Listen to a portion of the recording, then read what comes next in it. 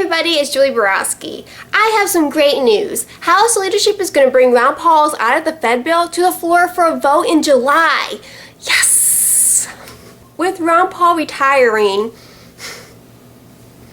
I would love to get this bill passed. Amanda, also known as a Billy Rock, made this great video describing just how important this bill is. Ron Paul has done so much for us. It's time that we do something for him. Let's get this bill passed. Time is running out.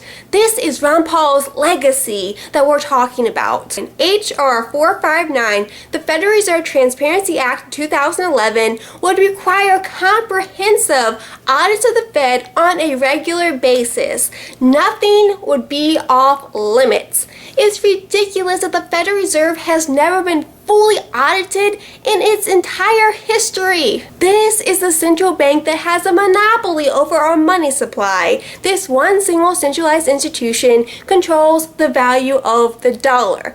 Well, no surprise, the value of the dollar has declined 97% since 1913. 1913 was the year the Fed came into existence. And oh yeah, the American people, they have no idea what goes on behind closed doors.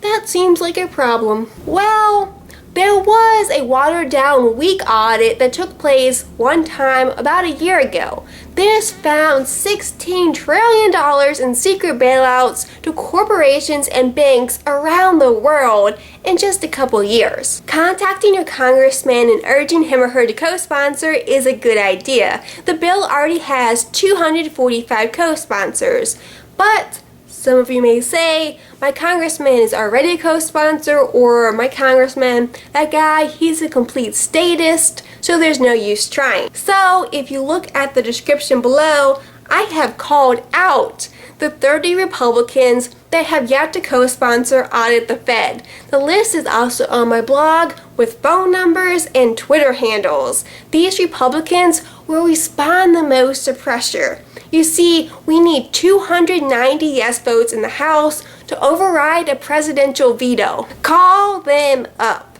If they say they're not too sure if the rep is going to co-sponsor or not, say thank you, hang up, and then call them up again in a little while. I'm going to be using my Saul Alinsky ninja tactics on Twitter, calling them out in public, keeping the pressure on them until they agree to co-sponsor Audit the Fed, because there is no good reason not to.